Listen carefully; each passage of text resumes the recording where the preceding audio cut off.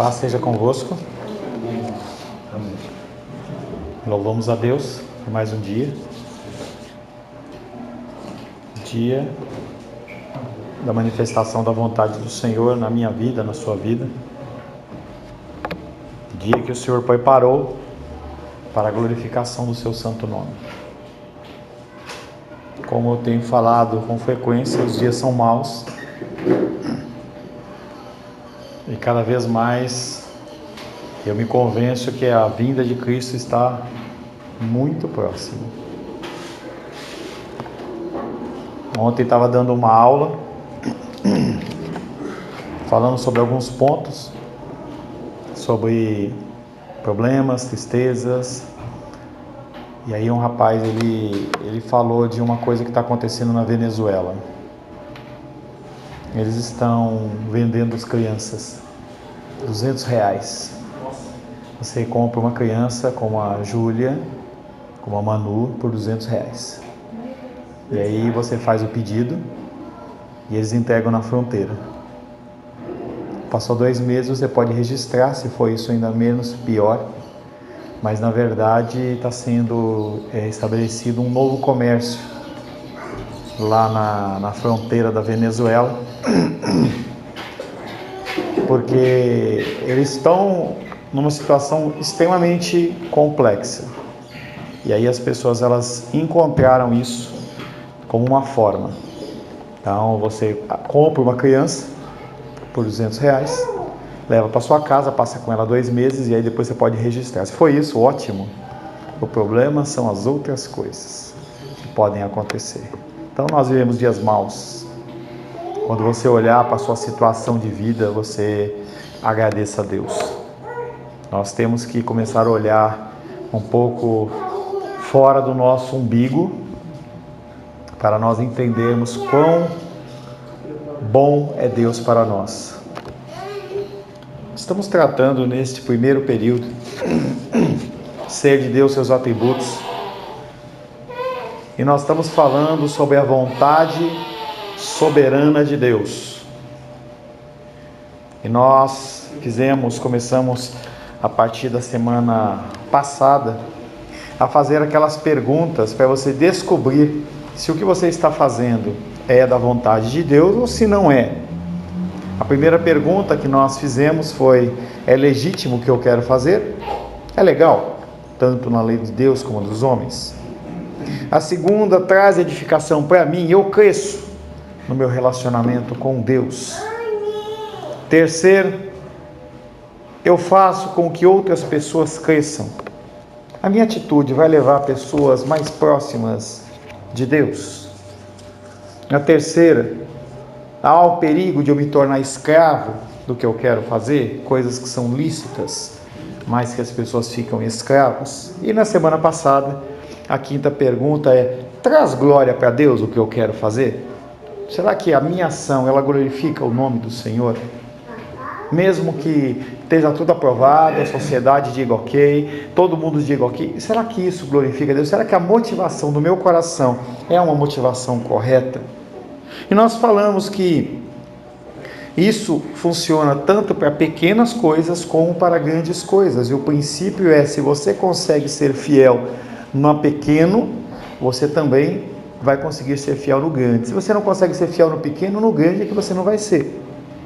Falamos que a vontade do Senhor ela é medida pelo que fazemos com o intuito de trazer glória a Ele. Falamos que não há como você escapar desse princípio bíblico. Toda a ação de um cristão é com o objetivo de glorificar a Deus, desde as coisas triviais, desde as coisas simples às mais complicadas, tudo tem que ser para a glória de Deus. E aí, diante destas perguntas, nós falamos que agora nós temos que praticar. Não é só você ter um conhecimento, não é só você ter um entendimento, não é só você saber, você também tem que colocar em prática. Se você procurou conhecer a vontade de Deus e se esforçou para compreender, então você tem que praticá-la. A prática cristã é uma coisa que as pessoas deixam de lado. Então, eu já li a Bíblia, eu aprendi, eu sou uma pessoa frequente na escola bíblica dominical, mas o que acontece é que eu não gosto de pôr em prática, eu gosto só de engordar espiritualmente. É muito fácil você fazer isso e você entrar neste engano. Você conhece muito, você consegue ter discussões teológicas, mas na hora de você praticar o básico, você não consegue ou não quer. O conhecimento dos preceitos de Deus nos responsabiliza diante de Deus. E é aquela máxima, então eu não vou estudar, eu não vou ler, eu vou ser ignorante, que aí eu não vou ser cobrado. E nós já falamos que não é por aí, porque esse sentido não funciona. Porque você ter à sua disposição os recursos para, já te torna uma pessoa a ser responsabilizada por Deus. Feito a prática, feito a busca da vontade do Senhor, só nos resta esperar. E aí é uma das coisas mais difíceis, você esperar a ação de Deus. Há uma porção de coisas que estão acontecendo na sua vida que você fica sem entender.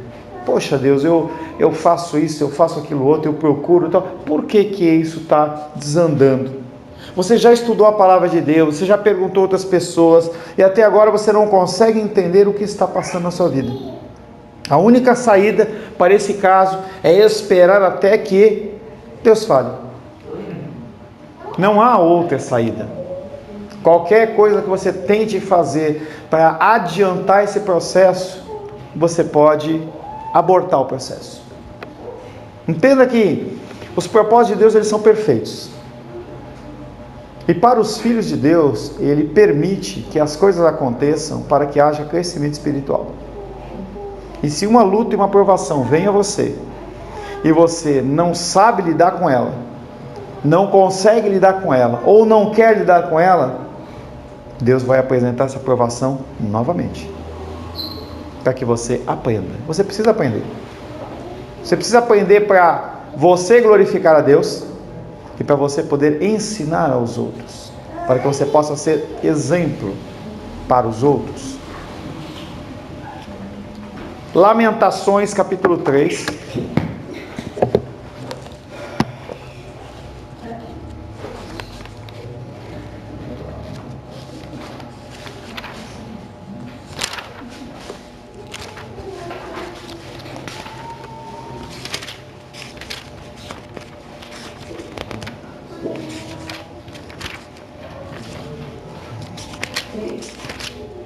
Lamentações capítulo 3, versos 25 a 33. Lamentações capítulo 3, versos 25 a 33. Alguém, por gentileza?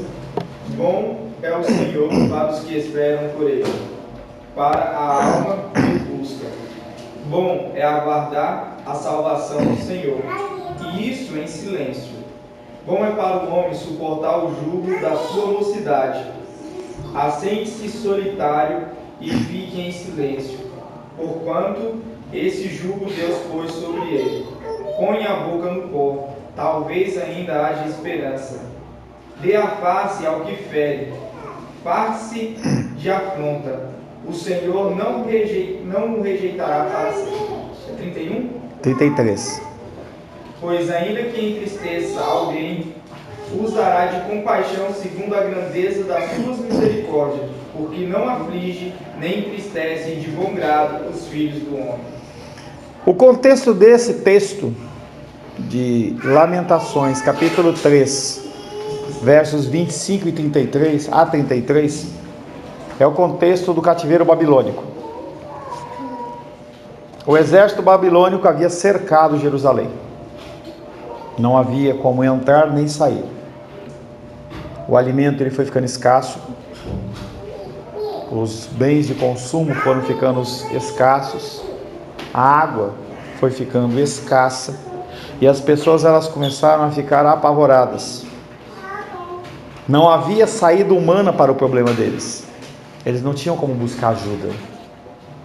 Eles não tinham como passar um WhatsApp e pedir para que alguém fizesse um bombardeio cirúrgico naquela localidade.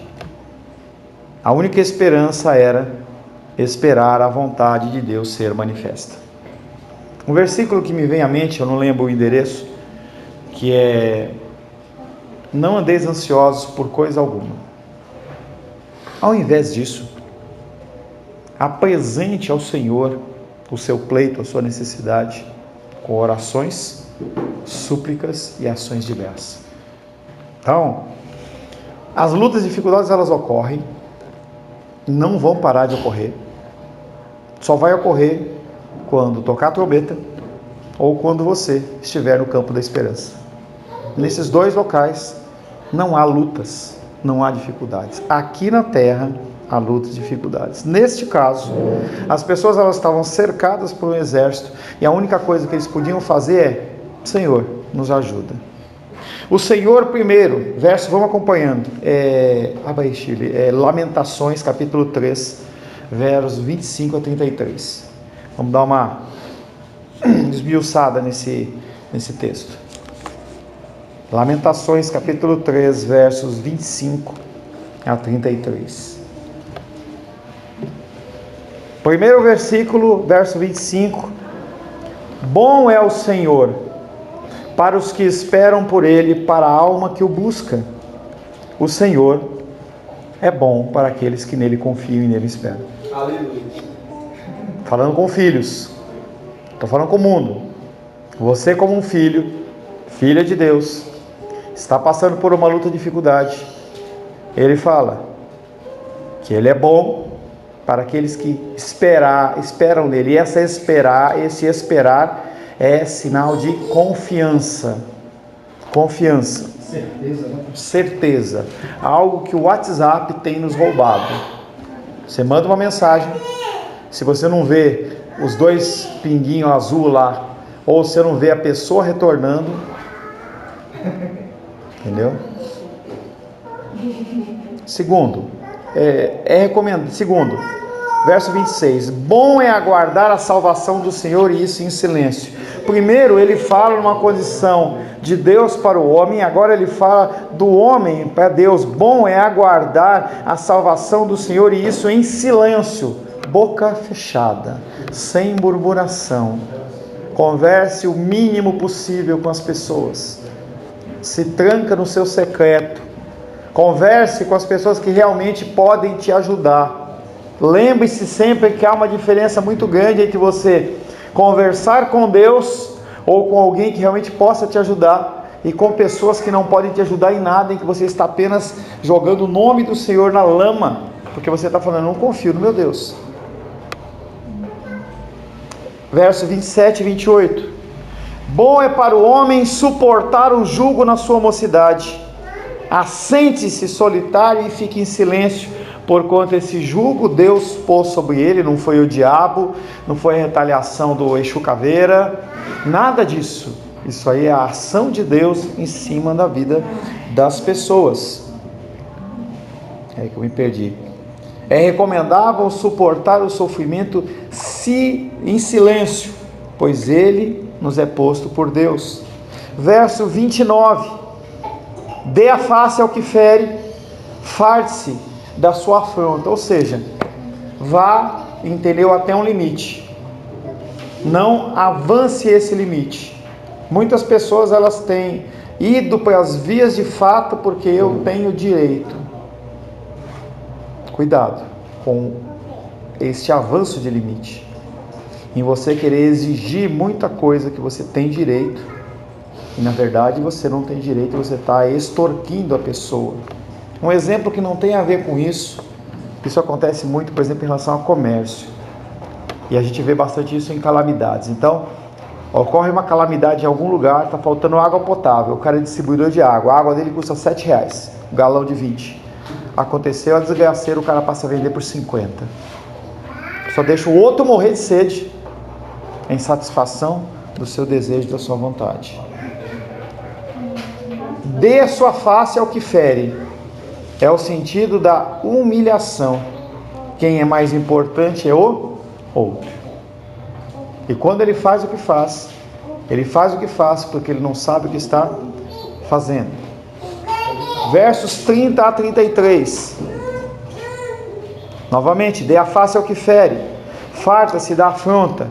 O Senhor não rejeitará para sempre, pois ainda que entristeça a alguém, usará de compaixão segundo a grandeza das suas misericórdias, porque não aflige nem entristece de bom grado os filhos do homem. No final, Deus usará de misericórdia e tirará as aflições, porque Ele não tem prazer em te deixar sofrer. O sofrimento ele existe para o nosso trabalhar, para o nosso fortalecimento. Essa semana foi algo diferente. Na sexta-feira, minha irmã ligou meio entristecida, porque haviam acionado ela na justiça em relação à minha casa aqui em Brasília, que eu aluguei, em que o cara está fazendo algumas cobranças indevidas. Fui orientado a não ceder aquelas cobranças, e eles foram exigindo que a minha irmã esteja aqui dia 14, e aquilo me afligiu demais.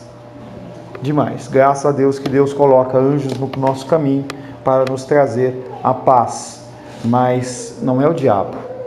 E aí meu coração ele foi sendo trabalhado da sexta-feira até hoje, para que ele pudesse estar confiante no Senhor. É difícil, não é fácil, mas a gente tem que acreditar na ação do Senhor, porque Ele não se alegra em manter a aflição sobre as pessoas por todo o tempo. Essas são lições que você deve aprender, inclusive já na juventude. Se você quiser aprender algo sobre a vontade de Deus, e eu vim conhecer Jesus Cristo, eu tinha 40 anos de idade, 30 anos de idade, pouco menos. Então não tive o privilégio de ter um lar cristão evangélico. Tá? Eu vejo Esther, vejo Ingrid, vejo Alice, vejo Rayane, vejo Felipe, eu vejo assim, eu falo assim, vocês têm uma oportunidade ímpar na vida de vocês. De vocês mudarem a vida de vocês, mudar a família de vocês, mudar talvez a geração das coisas que estão acontecendo à sua volta, porque vocês vão ter a oportunidade de conhecer mais a vontade do Senhor. Aprenda a esperar em silêncio pela vontade salvadora do Senhor. Davi teve essa compreensão, Salmo 62.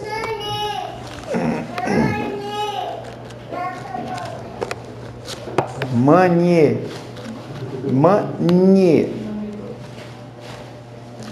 Salmo 62.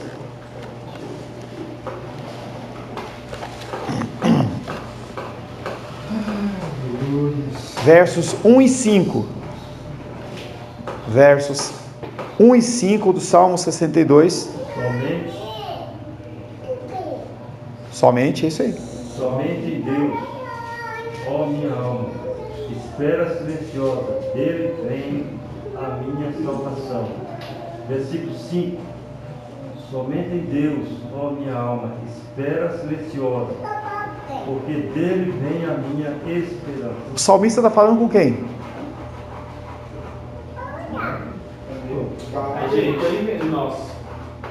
Ele está falando com Deus, conosco ou consigo mesmo? O salmista ele está vendo a angústia do coração dele e ele fala consigo mesmo. Somente em Deus, ó minha alma, espera silenciosa, porque dele vem a minha salvação, dele vem a minha esperança. Em outro versículo ele fala: por que estás abatido, ó minha alma? É uma coisa doida, né? Parece que é como se ele fosse dividido em duas metades, uma metade crente e a outra metade não crente. Exatamente, é interessante, entendeu? E muitas vezes nós temos que fazer isso, porque esta manifestação da nossa carne, ela é quase que palpável, é quase que duas pessoas se separam e uma estivesse falando com a outra. É a luta do apóstolo Paulo quando ele diz: o que eu quero fazer, eu não consigo fazer, mas o que eu não quero, isso eu faço. São dois seres dentro da mesma pessoa, um dizendo faz e o outro fala não faz. É aquele desenho que aparece o anjinho no ombro direito e do outro lado o capetinha, e um fica faz, o outro não faz. Fale, André. É uma coisa assim muito incrível, diante dessa fase aí que nós estamos estudando, que eu me deparo muito, pastor, no trânsito. Antigamente eu era muito ignorante no trânsito. A pessoa me desse uma fechada, eu provava para ele que eu era melhor do que ele, nem que eu precisava pensar. Hoje é incrível. A pessoa faz um negócio comigo no trânsito, o diabinho fica bem aqui, ó. Vai lá e passa e faz. Aí eu começo a conversar comigo. E aí, você é cristão, você vai fazer isso? E aí, como é que você vai agir agora? E aí começa aquela luta, pastor. A vontade vem até aqui no pescoço, aqui, o sangue pega. Aí eu vou me acalmando. O Senhor vai me dando domínio próprio, eu vou diminuindo a velocidade, eu vou calmando para a glória do nome do Senhor. É desse jeito, eu fico conversando comigo mesmo. O interessante... Eu fico conversando comigo, mas estou dura. E eu falando de voz, mas você fala, e aí? Você vai? Eu fico naquela. O interessante é quando você cai. E aí você cai, e aí você se constrange. Eu na sexta-feira, após receber a notícia, estava bem abalado. E aí estava voltando lá do seminário, passando ali perto do Marco ali.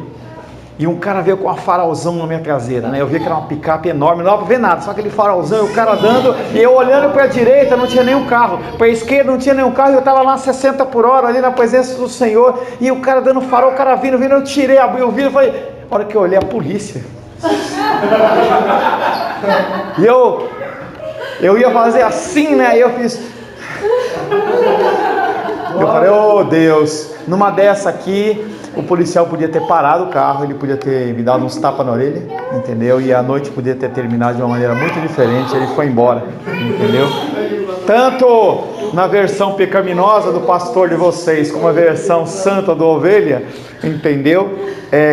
Nós temos que esperar em silêncio o Senhor. As provações que Deus nos envia são para o nosso crescimento. Quanto mais esperamos pela vontade do Senhor, mais crescemos na compreensão dela.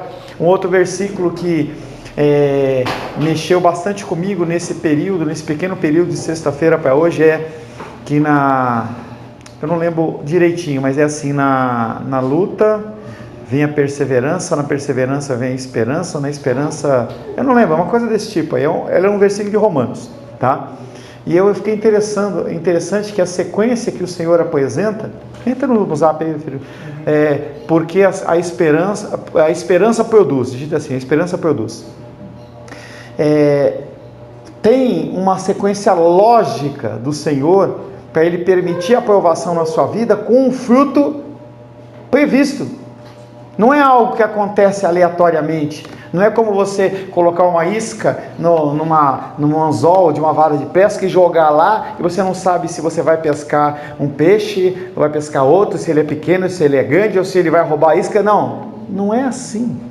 As coisas do Senhor, elas são definidas. O texto de hoje à noite, de Evangelho de João, capítulo 21, ele fala sobre Jesus Cristo olhando para Pedro e falando assim, joga a rede aí do lado direito aí, entendeu? Ele sabia que a rede ia cair lá e havia um cardume e aqueles peixes iam ser presos, e inclusive a rede não iria arrebentar porque ele não deixou. Achou aí? Romanos 5? 5. Do 1 ao 4. Romanos 5, do 1 ao 4. 5, quer dizer. Romanos capítulo 5. Verso 3 em diante. Romanos 5, verso 3. E não somente isso, mas também nos gloriamos, nos alegramos, ficamos felizes nas tribulações, nas próprias tribulações, não é na tribulação do outro, porque às vezes a gente fica alegre, né? O outro está sendo tribulado, né? Sabendo que a tribulação ela produz perseverança. O que é perseverança? Continuidade. Você não joga a toalha tão fácil. Você aguenta mais um pouco. A coisa tá ficando pesada e você consegue dar mais um passo. E a perseverança produz experiência. Você aprende que aquela luta e dificuldade ela é temporal. E um momento você fala assim, vai passar. Eu sei que ela vai passar. E com a experiência, a esperança. E a esperança ela não confunde, porque o amor de Deus é derramado em nosso coração pelo Espírito que nos foi outorgado, ou seja, todo esse processo, ele é regido pelo amor de Deus. É parte da nossa tarefa entender que tudo que acontece em nossa vida coopera para o nosso bem. Tudo coopera, Romanos 8, 28, tudo coopera para o bem daquele que é chamado a Deus segundo o seu propósito. Não é tudo coopera para o bem daquele que é chamado a Deus, ponto.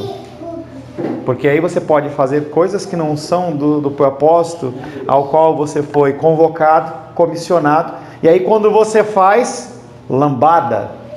Homens fazendo papel de mulher, mulher fazendo papel de homem. Mó boa vontade, mó desejo, e a coisa vem schlap, entendeu? Tudo coopera para o bem daquele que ama a Deus, que é chamado segundo um propósito, um determinado assunto. Então Deus, ele te comissiona para você fazer algo, dentro daquele caminhar que você está tendo, você é abençoado. Saiu para a direita, lambada. Saiu para a esquerda, lambada. E não é lambada do Beto Barbosa. Lembra? Docica, não, nada a ver. Portanto, espere o final para que você compreenda o propósito da vontade do Senhor em sua vida. No final, José entendeu o sentido de todas as coisas más que os seus irmãos, a mulher de Potifar e outros lhe fizeram. Ele esperou o tempo próprio e compreendeu que a vontade do Senhor é perfeita, boa e agradável, e José é um exemplo perfeito. Um homem que havia sido comissionado pelo Senhor para ser líder, ser chefe. Deus deu sonhos e visões para ele.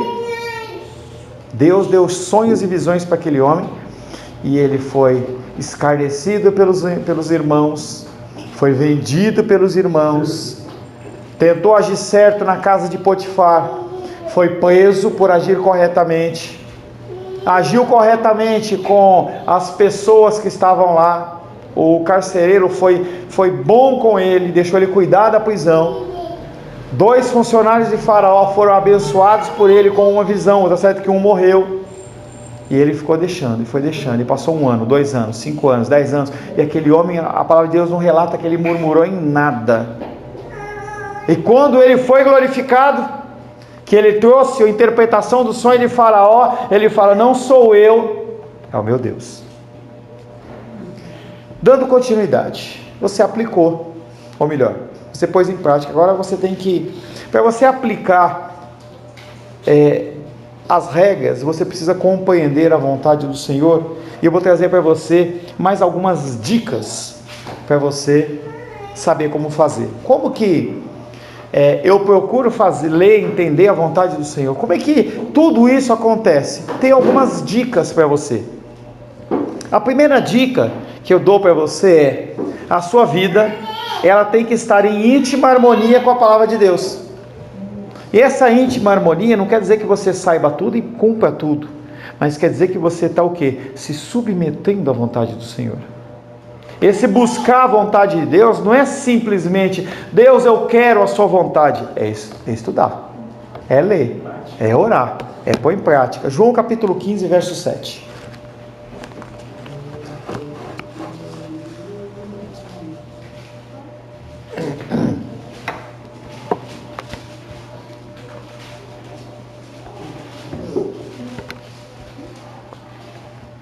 Se permanecerdes em mim, em mim, e as minhas palavras permanecerem em vós, pedireis o que quiserdes, e vos será feito.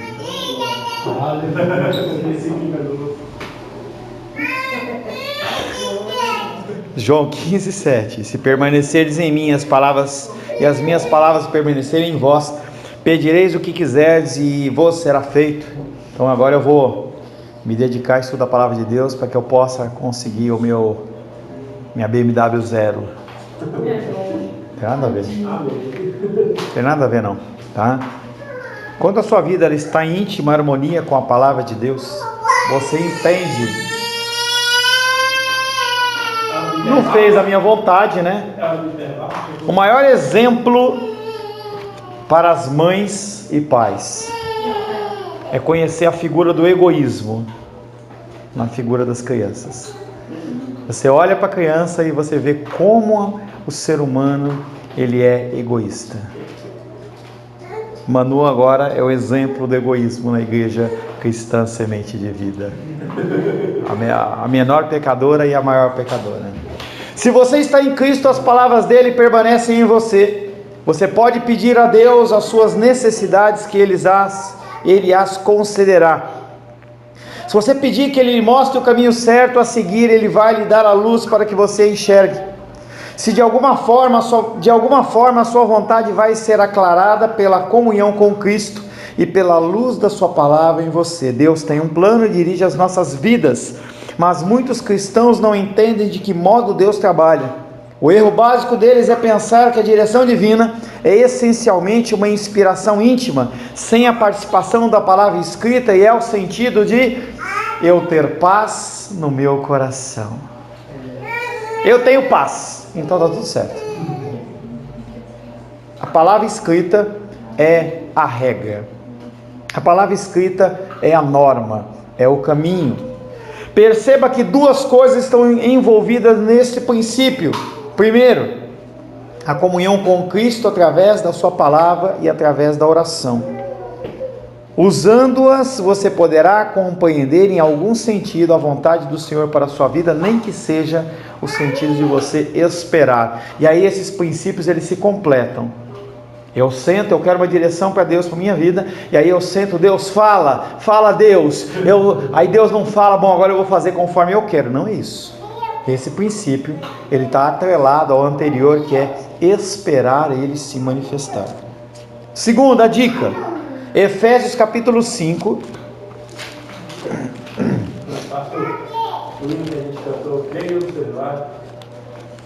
Beleza? Tá? Efésios capítulo 5, versos 18 a 21.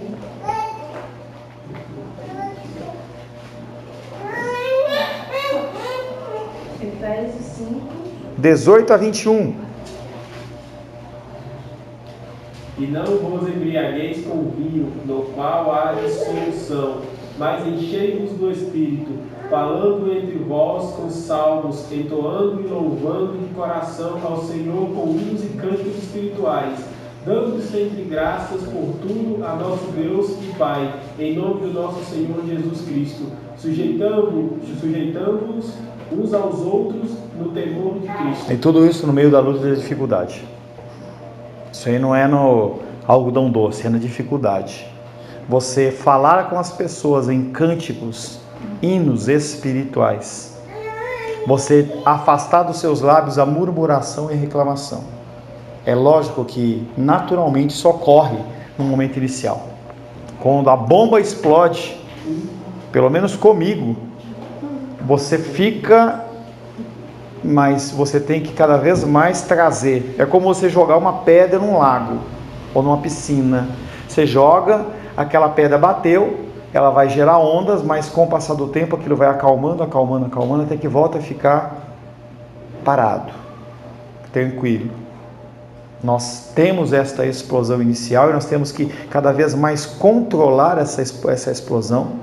Ah, pastor, eu me controlo, mas sempre depois. Não, no momento inicial você está explodindo, você tem que procurar cada vez se explodir menos, cada vez mais tentar se controlar para que você possa crescer, até que seja um ponto em que você venha ao ponto de você não explodir. E eu espero que o exemplo do irmão André seja realmente o exemplo que a gente busca, em que ele consegue realmente se controlar sem, entendeu? Mas ainda a veia dele está pulando e ainda há um pouco para caminhar, tá? Ainda tem que mudar mais um tiquinho, tá? Terceira dica: a sua vida tem que estar envolvida sinceramente no reino de Deus. Como você vai saber o que Deus quer que você faça no reino dele, se você nem mesmo se envolve nele? O reino de Deus está longe de mim. Entenda que reino de Deus não tem a ver necessariamente com a igreja. Reino de Deus é o cumprimento da vontade soberana dele. Reino de Deus é a manifestação da vontade dele no mundo, nas coisas, na sua vida. Isso é se envolver no reino, é o pôr em prática. A gente traz novamente de uma nova forma. Uma maneira de descobrir a vontade de Deus em sua vida é saber quais são os seus dons espirituais. Todos têm. Todos têm. E você tem que entender quais são os dons. O fruto todos têm também. Mas os dons, você não tem todos, mas você todos têm dons. De novo. Fruto do Espírito, você tem todos: amor, paz, longanimidade, temperança, domínio próprio. Você tem todos. Dons, todos têm, mas não tem todos, tá? Então você tem dons. A igreja, ela funciona com habilidades específicas da igreja das pessoas. Então você tem qualidades específicas aos quais você é levantado para fazer com que o corpo de Cristo cresça. Essa descoberta define muitas coisas em nossa vida. Mesmo com as ideias corretas sob a direção de Deus, em geral, continua sendo fácil errar, particularmente em escolhas vocacionais. Nenhuma área da vida demonstra mais claramente a fragilidade da natureza humana, mesmo a dos já regenerados. No que eu sou preparado por Deus? Qual é a vontade de Deus para que eu haja na casa do Senhor ou dentro do reino do Senhor? A ação de ficar estático, sem fazer nada, não é aceita. Então para mim, eu tenho que o meu dom é pastoral. Então, a partir do momento que eu defini que minha área ela é pastoral, eu tenho que procurar crescer dentro dessa minha área pastoral. Quando eu iniciei o meu pastorado em tempo integral aqui em Brasília, eu tinha duas áreas de atuação que eu tinha muito desejo. Uma era aconselhamento bíblico e a outra chama hermenêutica, que é o conhecimento das escrituras com grego, com hebraico e tudo mais. E eu fui colocar aos pés do Senhor o que é que Ele queria que eu me especializasse. E Ele me direcionou claramente para aconselhamento bíblico. E então todas as coisas elas têm cooperado e a gente tem podido trabalhar, tem podido ajudar vocês, tem podido crescer em uma série de fatores. Quando eu tento entrar na outra área, dá errado. Entendeu? Eu tentei fazer um curso chamado Biblista, que é um curso de grego e hebraico, tem uns 3, 4 anos atrás, e aquilo começou a consumir meu tempo,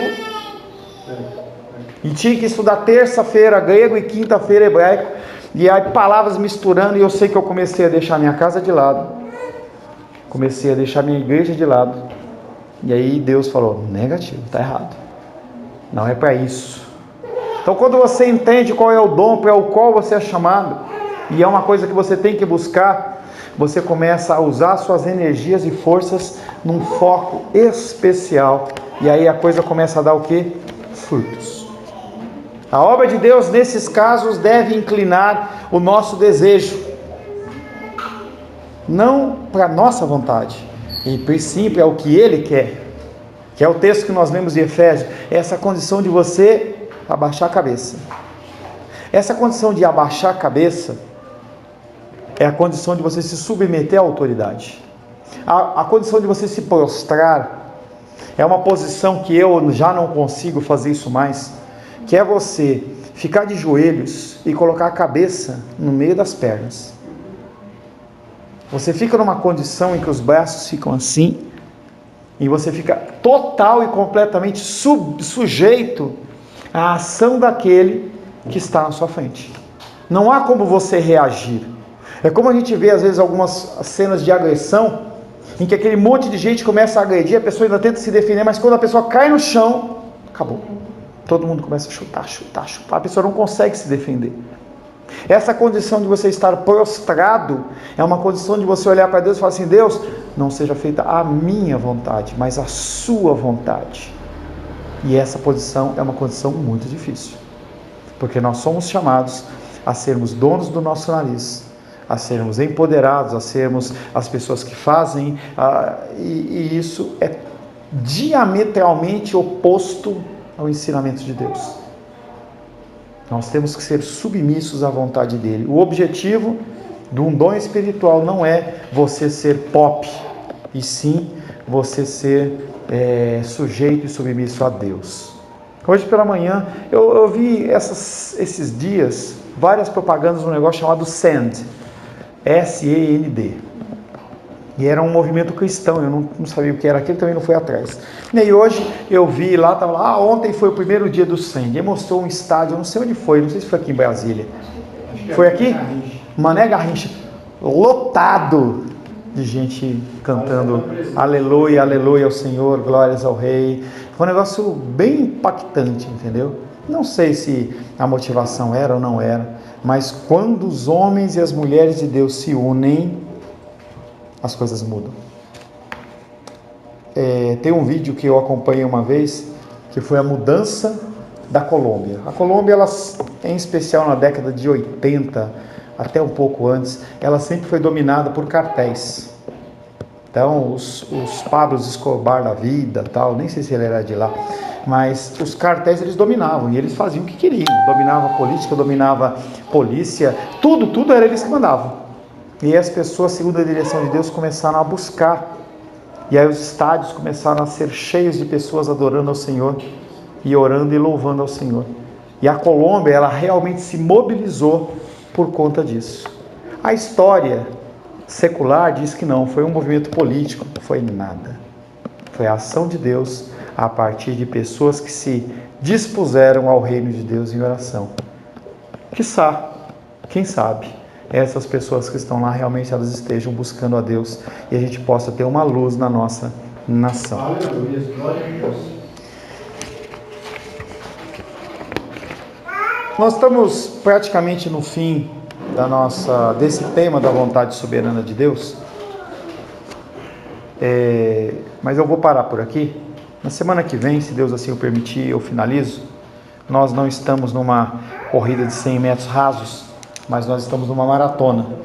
Na semana que vem, se Deus assim permitir, nós vamos falar sobre os erros que frequentemente nós cometemos quando nós tentamos fazer a vontade de Deus. Nós já trabalhamos os temas no sentido de você procurar fazer a vontade de Deus, as dicas de como fazer. E aí na semana que vem nós vamos falar um pouco sobre algumas dicas para você identificar quando a sua motivação ela não é correta e está errada, tá bom? Senhor, em nome de Jesus, louvamos, adoramos e bendizemos o Teu nome, queremos glorificar ao Senhor, pedindo a Ti que o Senhor nos abençoe, que o Senhor nos conceda mais e mais da Tua graça, é o que te pedimos, em nome de Jesus. Amém. Glórias ao Senhor.